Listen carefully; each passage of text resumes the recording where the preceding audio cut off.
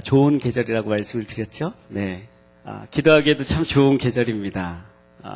우리 사랑하는 성도 여러분은 어떤 기도 제목이 있으신지 제가 일일이 알지 못하지만 우리에게는 다 하나님께 소원하고 기도하는 것들이 있습니다. 하나님, 이것은 꼭 들어주십시오. 하나님, 나에게 이런 기도 제목들이 있습니다. 하나님, 나의 마음 가운데 이런 어려움들이 있습니다. 라는 기도 제목들을 하나님께 하나님 좀 도와주십시오라는 간구의 기도를 우리 기도 내용 중에 많이 있지 않습니까? 간구의 내용들을 기도할 때 우리 하나님께 어떤 내용들을 기도하는가? 하나님, 나의 삶에 이런 도우심이 좀 필요합니다. 라고 할 때 그 도우심의 내용들은 무엇인가 이렇게 찬찬히 들여다보니까 대부분 이런 것들이에요. 인생에 나에게 부족한 것들, 나의 인생 가운데 결핍된 것들, 나의 인생에 좀 있었으면 좀 풍성해질 것 같은데 하는 것들이 우리의 기도 제목입니다. 당장 내가 되지 않더라도 나의 가족이나 내가 알고 있는 사람들을 위해서 그렇게 하나님 앞에 기도하기도 하죠. 오늘 말씀의 제목은 때를 따라 도우시는 하나님입니다. 때를 따라 도우시는 하나님. 하나님께서 때를 따라 우리를 도와주신다고 말씀하시는데 때를 따라 도와주시는 은혜를 우리에게 베풀어 주시는데 사실은 말씀 16절 말씀을 자세히 들여다보면 전제되고 있는 내용이 있습니다. 제가 다시 한번 읽겠습니다. 그러므로 자비하심을 얻고 필요할 때 도우시는 은혜를 얻기 위해 은혜의 보좌 앞으로 담대히 나아갑시다. 개역개정으로 읽으면 좀 더 실감이 납니다. 그러므로 우리는 긍휼하심을 받고 때를 따라 돕는 은혜를 얻기 위하여 은혜의 보좌 앞에 담대히 나아갈 것이니라. 때를 따라 도우시는 은혜를 받기 이전에 선행되어야 될 전제가 있는데 그것은 바로 우리는 긍휼하심을 받아야 된다라는 전제가 깔려 있습니다. 긍휼하심은 지금 어려움을 당하고 있는 사람을 보면서 어려움 당하지 않은 사람이 같은 마음을 품는 것입니다. 특별히 예수님은 우리를 긍휼히 여겨주시는 분이시죠. 예수님은 우리를 긍휼히 여겨주시는데 우리는 때로는 가끔 예수님은 예수님이니까 그렇게 마음을 품을 수 있지. 예수님은 예수님이기 때문에 그런 생각을 가질 수 있지라는 오류에 빠질 때가 많이 있습니다. 긍휼하심의 근거를 한번 들어보도록 하겠습니다. 긍휼하심의 근거는 마태복음 4장에 나오고 있습니다. 마태복음 4장에 예수님이 시험을 받으시는 장입니다. 예수님께서 금식을 마치신 후에 광야로 이끌리시어 시험을 받게 되시죠. 우리가 잘 알고 있는 내용들입니다. 예수님은 시험을 당하십니다. 이것이 우리와 동일된 내용입니다. 예수님은 시험 없이 그냥 예수님이기 때문에 패스했던 내용들이 없습니다. 예수님은 예수님임에도 불구하고 우리와 같은 시험을 당하셨다는 것. 그 시험은 차별이 없으신 시험이었습니다. 시험의 내용에 있어서도 그렇고 시험의 강도에 있어서 체감할 수 있는 그 정도에 있어서도 차별이 없으신 시험이었습니다. 예수님은 온전히 인간이시기도 하셨지만 하나님이셨기 때문에 우리와는 다른 시험을 받을 때 체감이 있지 않았을까. 우리가 100을 어려워한다면 예수님은 한 50 정도 어려워하시고 그 시험을 패스하지 않았을까라는 생각에 가끔 오류를 범하게 되죠. 그렇지 않습니다. 예수님은 우리가 동일한 시험을 받으셨고 우리가 느끼는 고통을 같이 느끼셨다는 것입니다. 예수님이 받으신 시험의 내용이 무엇입니까? 이 시험의 내용을 찬찬히 들여다보면 우리 인간들이 가질 수 있는 욕망을 대표해서 시험을 받으셨습니다. 첫째는 돌들에게 빵이 되라고 하는 시험이었습니다. 예수님의 상황을 보았을 때 빵을 먹는 것이 지극히 당연해 보입니다. 예수님은 오랫동안 금식을 하셨고 이제는 음식을 섭취해도 되실 상황이었기 때문에 음식을 드시는 것이 괜찮은, 누가 뭐라 그러지 않는 상황이었습니다. 그런데 예수님께서는 이 돌을 떡이 되게 하라는 이 시험 앞에 거절하십니다. 이스라엘 백성들에게 이 배고픔이라는 것은 하나님께서 이스라엘 백성들을 훈련시키는 훈련의 과정, 도구로 사용되기도 합니다. 지금 금식을 마친 이 청년, 예수님께 떡은 너무나도 필요한 것이었습니다. 많은 떡이 필요하지도 않았습니다. 한 덩이의 떡이면 충분했습니다. 그런데 이스라엘 백성들에게 이 배고픔이라는 시험은 하나님이 원하실 때 나의 백성들을 먹이신다라는 그런 의미가 있습니다. 우리가 먹고 싶을 때, 우리가 원할 때가 아니라 하나님이 먹이신다. 그리고 그 먹이시는 것은 하나님의 백성들이 빵도 너무나도 중요하지만 하나님의 백성들은 그것보다 더 중요한 것은 하나님의 말씀으로 먹고 살아야 된다라는 것을 말씀해 주기 위한 하나님의 교훈이 들어가 있습니다. 절대적인 배고픔보다는 요즘은 상대적인 배고픔에 허기를 느낍니다. 그렇지 않습니까? 물론 아직도 밥을 못 먹고 어려움을 당하고 있는 지체들이 많이 있습니다. 여전히 많이 있지만 대부분의 사람들은 배가 고파서 배고픔 때문에 어려움이 있다라고 하진 않습니다. 그런데 우리는 이 생존의 욕망 속에 우리는 갇혀 살게 되는 것이죠. 왜 그럴까요? 주변을 돌아보니까 나보다 훨씬 맛있는 걸 먹고 있는 거예요.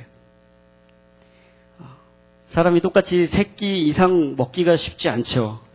쉽지 않지만 주변의 사람들 보니까 나보다 훨씬 좋은 레스토랑에 가서 좋은 음식을, 고급스러운 음식을 먹고 또 그 먹는 것을 과시합니다. 상대적인 배고픔에 허기를 느끼는 시대에 우리가 살고 있다는 것이죠. 우리도 이런 시험들이 있지 않습니까? 예수님은 이 시험에서 승리하셨습니다. 우리는 어떤가요? 우리는 먹을 것을 가지고 탐욕스럽게 싸우기도 하고, 먹을 것을 가지고 나눠 먹기보다는, 사랑을 실천하기보다는 나의 것으로 만들려는데 혈안이 되어 있지 않습니까? 어디 맛집 없나? 그것이 낙인 것처럼 살아가는 사람도 있지 않습니까? 하나님의 말씀이 중요하고, 물론 육적인 양식도 중요하지만 하나님의 말씀이 중요한데, 이 육적 이 영양의 불균형이 일어나서 우리는 치우쳐져 있는 인생을 살게 된다는 것이죠. 예수님이 받으신 두 번째 시험은 무엇입니까? 성전 꼭대기에서 한번 뛰어내려 보라는 거예요. 다치는지 안 다치는지. 아마 메시아라면 천사들이 와서 이렇게 수종들 것이다. 성전 구역의 남동쪽 모서리에 위치한 이 성전은 그 기드론 골짜기 바닥에서 높이가 91m였다고 합니다. 높은 곳이죠. 그 높은 곳에서 뛰어내려서 죽지 않는 사람이 누가 있겠습니까? 사단의 이 충동질하는 방법은 메시아라면 뛰어내려도 죽지 않을 거다라는 거예요. 이 영웅적인 방법으로 메시아이심을 드러내 보이라는 지금 요청을 하고 있는 것이죠. 예수님께서 이렇게 말씀하십니다. 주 너의 하나님을 시험하지 말라. 예수님이 이 시험에서도 승리하게 되시는 것이죠. 우리에겐 이런 시험이 없습니까? 높은 곳에 뛰어내릴 일은 없죠. 그런데 상식적이지 않고 때로는 무모해 보이는 어떤 것을 통해서 하나님을 시험하려고 들 때가 우리에게 있지 않습니까? 특별히 이런 간증 집회를 다녀오고 나서는 굉장히 이런 마음이 심해집니다. 어떤 사람이 열심히 살아서 정말 좋은 것들, 이제 열심히 살아서 성취한 것들이 많이 있는데 하나님 마음을 주셔서 그 모든 것들 다 내려놓고 이제 선교지로 가기로 했다는 이 간증 집회. 마음을 충동질하기 시작하죠. 나도 열심히 노력해서 하나님 원하시는 삶을 살아야겠다가 아니라 나도 열심히 무엇인가를 탑을 쌓아서 이 탑은 아무것도 아닙니다 하고 이것을 온전히 무너뜨리고 아무것도 아닌 것처럼 해버리고 마치 하나님께 영광을 돌리는 것처럼 살아야겠다. 그것이 시험입니다. 시험. 성경은 그런 영웅주의, 무모함으로 하나님을 증거하라고 말하지 않습니다. 오히려 세상에 없는 것들, 작은 것들, 겸손한 모습들, 낮아짐을 통해서 하나님을 증거하라고 말씀하시는 것이죠. 우리에게 이런 모습들이 있지 않습니까? 마치 무엇인가 큰 거를 버려서 하나님을 섬겨야만 마치 내가 큰 믿음을 가진 사람인 것처럼, 그리고 남들에게 무슨 간증할 거리가 있는 것처럼 그렇게 이야기하는 우리의 욕망이 있습니다. 예수님은 무모한 방식도 영웅적인 방식도 아닌 낮아짐의 모습을 통해서 우리를 섬겨주셨습니다. 이렇게 기도하시는 분들이 계세요. 하나님, 이거 들어주지 않으시면 저 교회 떠날지도 몰라요. 배수의 진을 치는 거죠. 하나님이 협박하기 시작합니다. 이거 들어주시면 제가 더 큰 것으로 하나님 앞에 드리겠습니다. 협박하는 거죠. 세 번째 시험은 이것이었습니다. 경배하면 모든 것을 주겠다. 모든 것을 다 주겠다는 거예요. 세상의 사람들은 끝없이 위를 향해서 올라가라고 우리를 부추깁니다. 위에 뭐가 있는지 모르겠는데 아무튼 올라가라고 합니다. 애벌레들처럼 열심히 올라갑니다. 근데 그 위에 뭐가 있는지는 아무도 확인해 본 적이 없습니다. 그저 허무함만 남고 다시 돌아서 내려오는 모습만 있을 뿐이죠. 우리에게 이런 유혹들이 많이 있습니다. 일단 너부터 잘 되고 보라고. 베풀고 선행을 하고 사랑을 베푸는 거, 도와주는 것은 일단 네가 잘 되고 할 일이다라는 거예요. 너도 없으면서 누굴 도와주니? 라는 얘기를 우리 부모님들이 많이 하지 않습니까? 세상은 더 많이 가지면 효과적으로 섬길 수 있다고 이야기합니다. 아니요, 교회에서도 어쩌면 이렇게 이야기합니다. 더 많이 가지면 더 효율적으로, 효과적으로 섬길 수 있다. 더 큰 영향력으로 섬길 수 있다라고 이야기합니다. 그런데 우리의 소유에는 다함이 없다라는 이 오류에 빠지게 됩니다. 이만큼 가졌으니까 내가 만족했다라고 하는 사람을 보지 못했습니다. 마치 이것은 목마르기 때문에 소금물을 벌컥벌컥 마시는 것과 같습니다. 마셔도 물의 성분인데 끝없이 목마릅니다.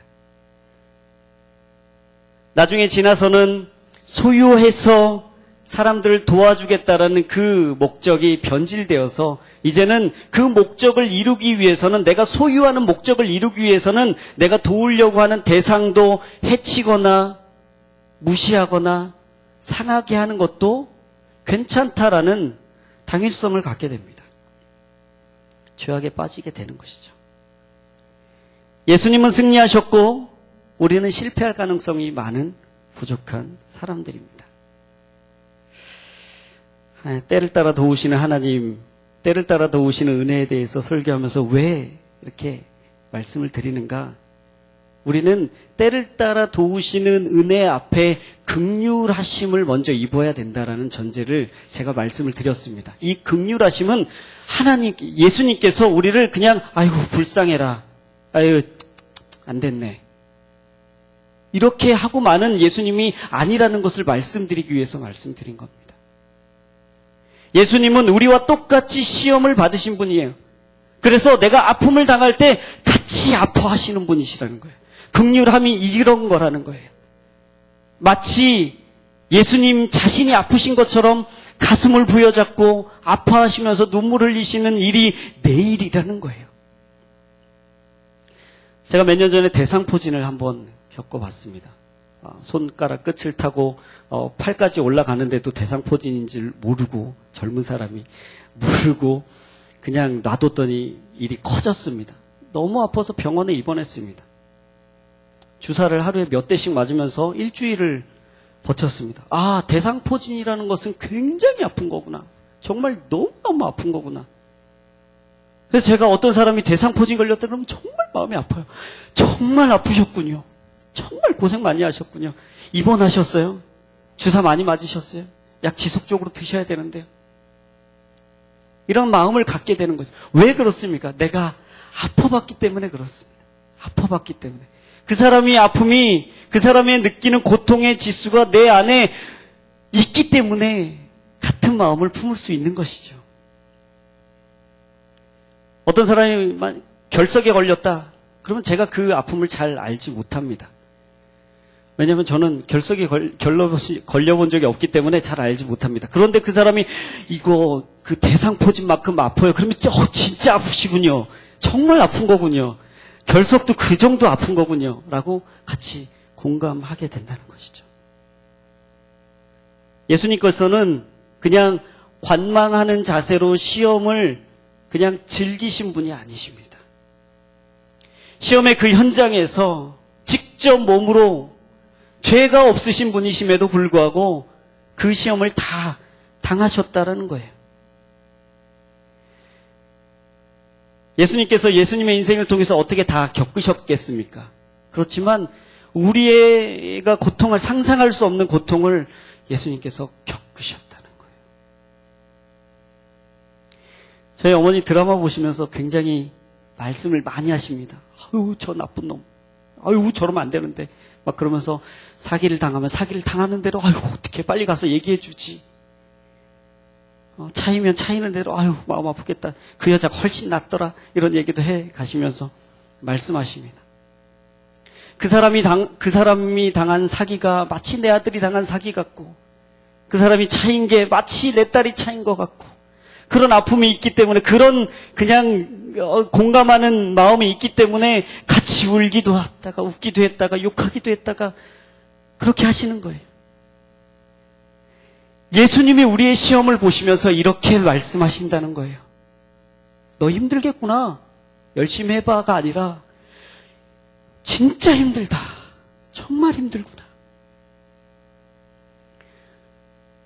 너 기도 정말 많이 하는데 진짜 이 어려운 때를 겪고 있구나. 정말 보통 사람 같으면 다 포기해버리고 다 그냥 안 해버리고 그냥 말아버렸을 것을 잘 버티고 있다. 야, 내가 다 아프다 하면서 예수님은 우리에게 말씀하신다는 거예요. 이게 긍휼입니다. 이게 긍휼하심을 입은 자들의 복입니다. 긍휼하심을 입지 않은 사람이 때에 따라 도우시는 하나님의 은혜를 구한다고요? 이거는 있을 수 없는 일입니다. 왜냐고요? 하나님의 긍휼하심을 입지 않은 사람이 어떻게 뒤에 따라오는 은혜를 알 수 있겠습니까?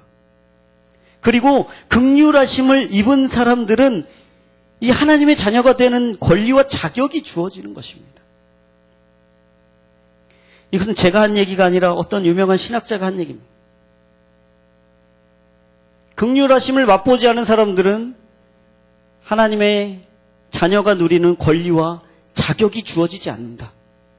그렇기 때문에 그 다음에 따라 나오는 하나님의 은혜를 맛볼 수 없다라는 거예요. 맞지 않습니까? 우리가 하나님 앞에 구한다는 것은 하나님 나를 도와주십시오. 내 부족함, 내 결핍의 상태, 내 두려움의 상태, 내 어려움의 상태를 하나님 도와주십시오라고 할 때는 하나님이 그 시험을 그대로 당하신 분이시기 때문에 내 아픔을 알고 계시죠.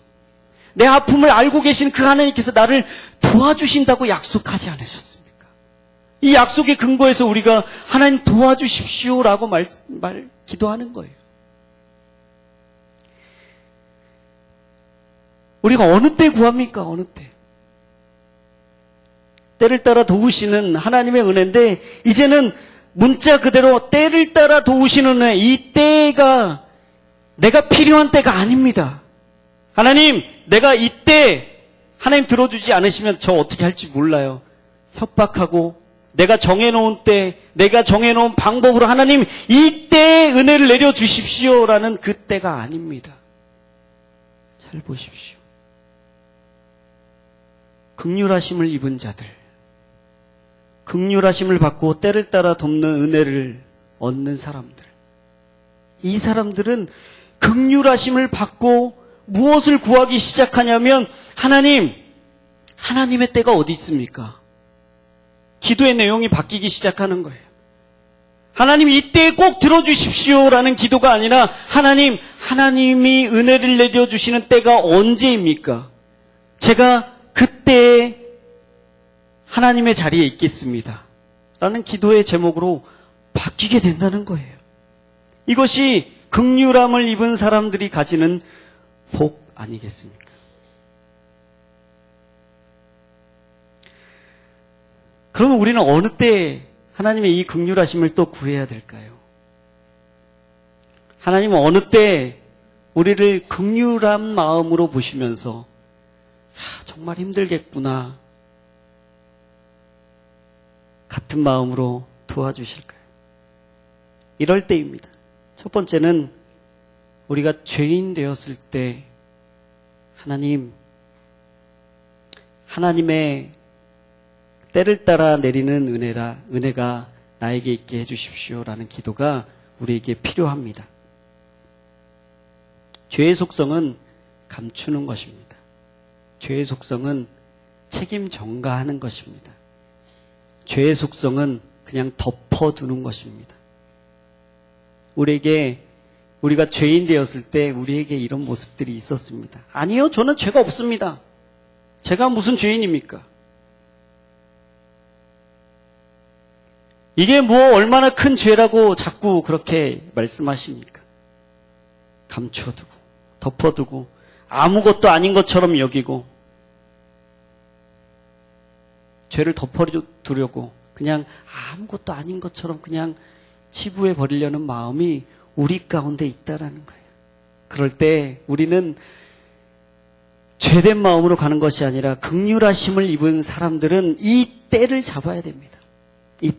이때가 무슨 때냐면 때를 따라 도우시는 은혜가 내리는 때라는 거예요.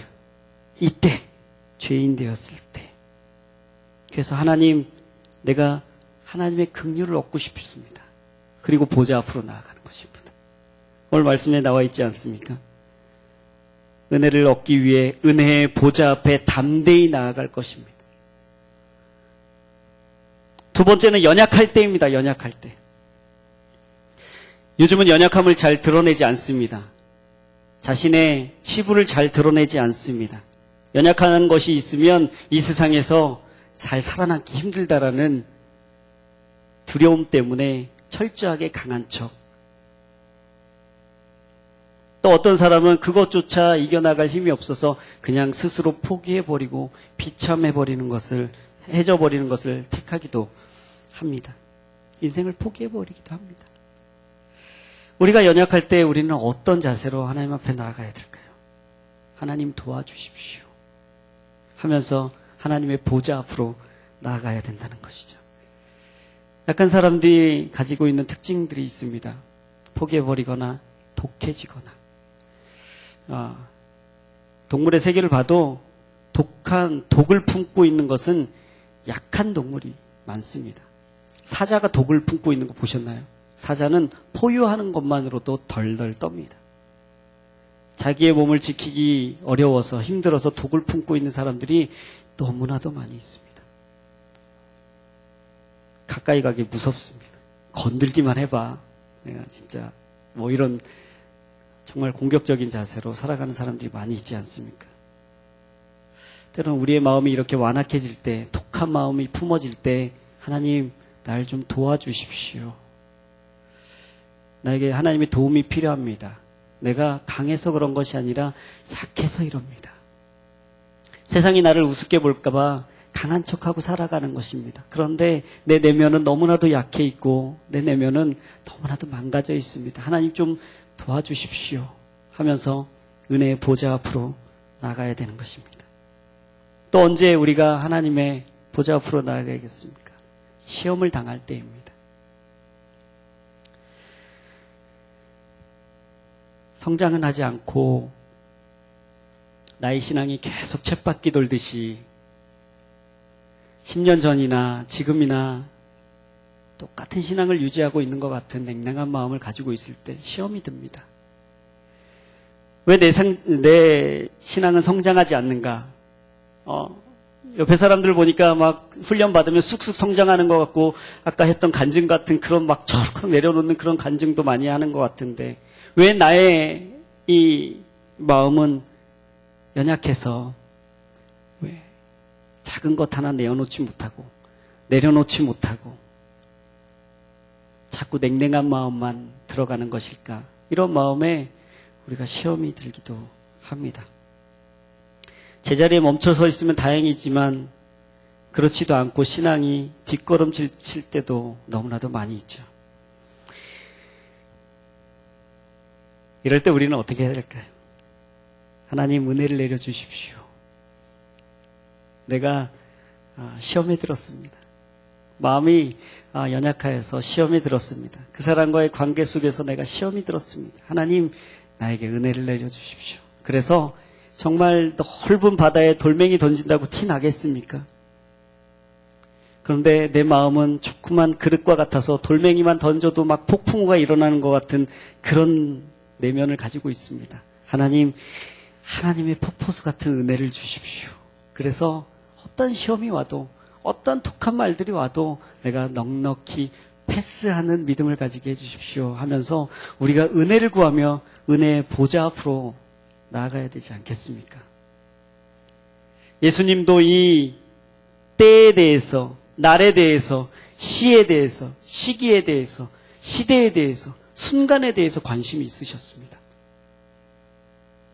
이 때와 열거한 모든 이 내용들은 다 어떤 타이밍의 문제가 아니라 바로 하나님의 뜻에 있었다라는데 우리가 주목해 볼 필요가 있습니다. 세상도 이 타이밍에 굉장히 관심이 많이 있습니다. 이 때에 관심이 많이 있습니다. 왜냐하면 타이밍과 때를 알면 돈이 벌리기 때문에 관심이 있는 거예요.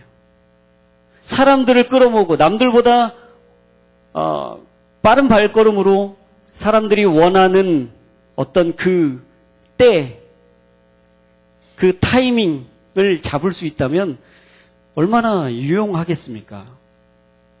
그래서 내가 투자해야 될 때인가, 빼야 될 때인가, 내가 대시를 해야 될 때인가, 말아야 될 때인가, 내가 계속 해야 될 때인가, 아니면 옮겨야 될 때인가, 사야 될 때인가, 팔아야 될 때인가. 이 때를 아는 것은 굉장히 중요합니다. 그런데 세상이 말하고 있는 때와 크리스찬들이 말하고 있는 때는 분명히 달라야 합니다. 우리도 그 때에 주목한다면 하나님 이때가 베스트입니다. 이때 응답해 주십시오라는 기도가 맞을지도 모르겠어요. 내가 생각할 때 지금 하나님이 도와주시면, 좀만 도와주시면 이 일이 잘 풀릴 것 같습니다. 지금 10년 동안 안 풀려오던 이 문제가 지금 이때가 적기입니다. 하나님 도와주십시오. 이런 기도가 적절한 기도일 수 있습니다.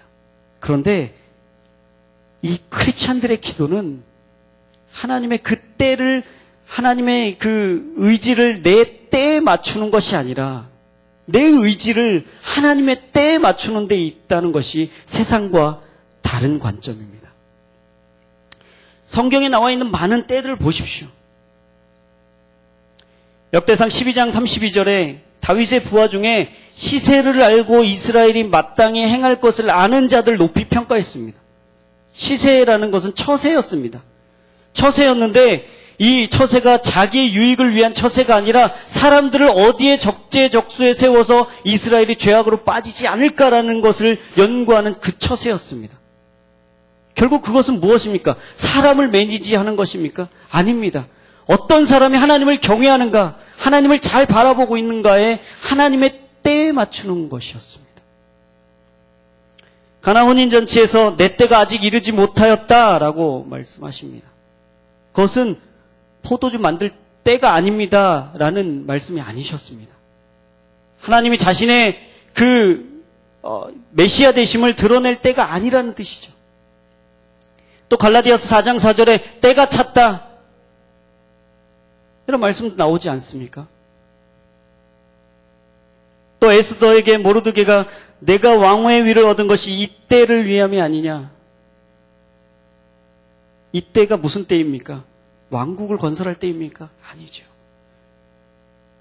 너가 가지고 있는 힘을 이용해서 이스라엘 백성들을 구원할 하나님의 계획이 실천되어지는 때입니다.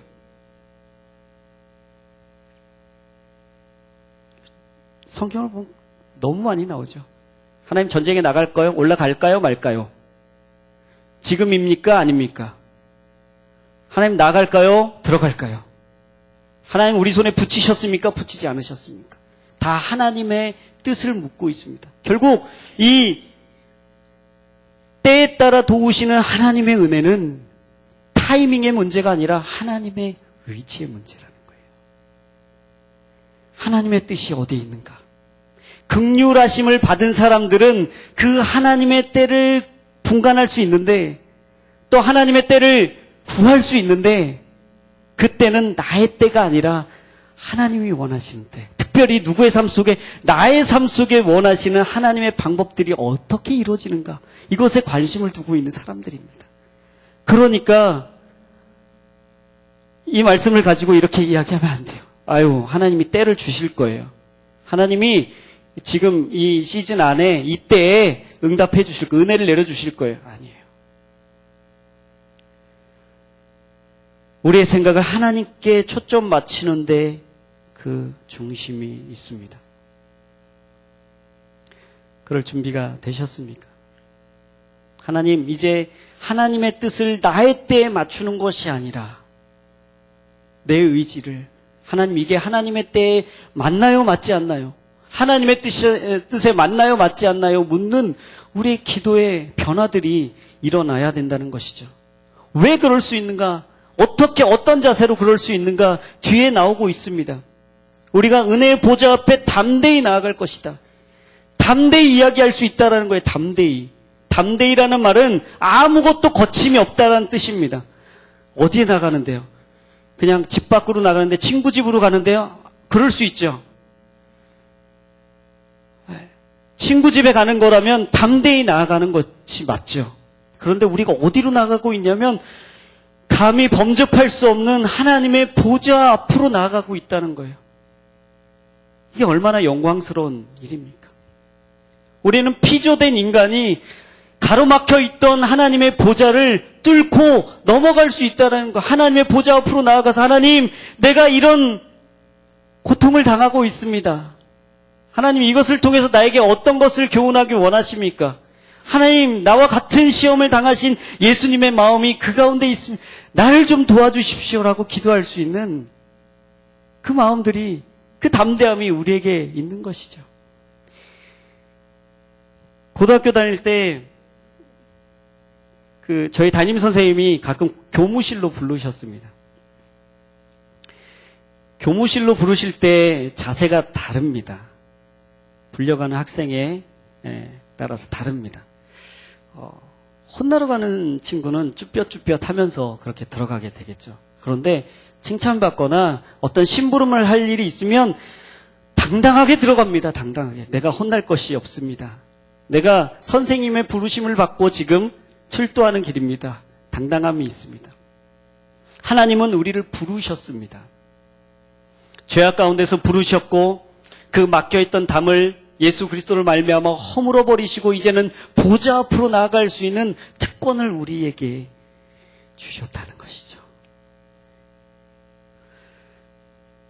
우리가 가지고 있는 기도 제목들이 있습니다. 우리의 결핍의 문제, 우리의 부족의 문제, 우리의 죄악의 문제, 우리의 주저함의 문제.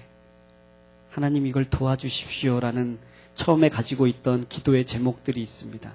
이제는 하나님 이것들을 통해서 나에게 무엇을 말씀하십니까?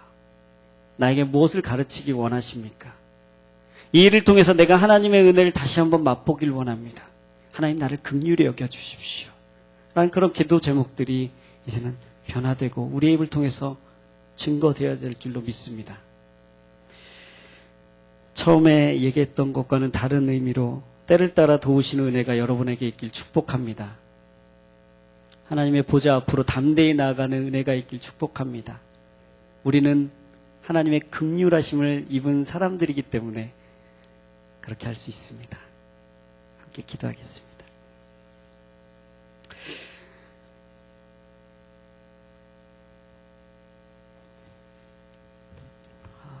이 시간 함께 기도할 때 우리가 잠잠히 기도하도록 하겠습니다. 하나님의 보좌 앞으로 나아가십시오. 하나님께서 우리를 돕기 위해서 기다리고 계십니다. 하나님께서 우리가 가지고 있는 아픔들, 우리가 가지고 있는 두려움들, 우리가 가지고 있는 연약함들을 이미 다 알고 계십니다. 그냥 알고 계시는 것이 아니라 이미 경험해 보셔서 그 아픔이 얼마나 아픈지 알고 계십니다. 하나님, 내가 하나님의 보좌 앞에 나아갑니다. 하나님, 담대히 나아갑니다. 주님의 보좌 앞에 엎드려 하나님, 내가 이 문제를 가지고 아파하고 있습니다. 신음하고 있습니다. 하나님 도와주십시오라는 기도의 소리들을 하나님께서 들으십니다. 이 시간 잠잠히 우리가 가지고 있는 아픔들 하나님께 꺼내서 보좌 앞으로 나아가시기 바랍니다. 기도하겠습니다. 주님,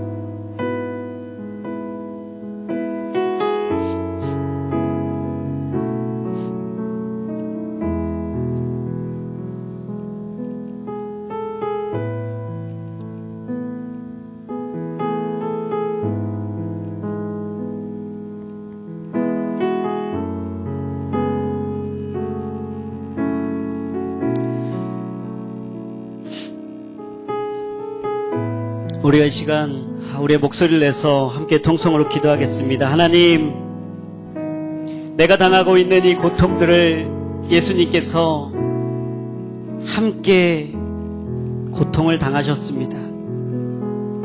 하나님, 우리를 긍휼히 여기시는 하나님이신데 우리가 당하고 있는 이 어려움들, 고통들, 아픔들, 정신적, 물질적, 영적, 신체적, 관계적 어려움들 하나님 아시지요? 하나님 회복시켜 주시옵소서. 하나님의 긍휼하심이 우리의 삶 가운데 있게 역사하여 주시옵소서. 이 시험에서, 이 어려움 가운데서 하나님 우리를 구원하여 주시옵소서. 하나님이 우리를 하나님 긍휼히 여기시고 우리의 아픔을 아시는 하나님께서 하나님 나의 삶 가운데 찾아와 주셔서 위로하여 주시고 시험당하고 있는 우리의 삶을 하나님 위로하여 주시옵소서. 주의 긍휼을 구하면서 함께 통성으로 기도하며 나아가시겠습니다. 하나님, 이 시간 기도하며 나아갑니다. 아버지 하나님의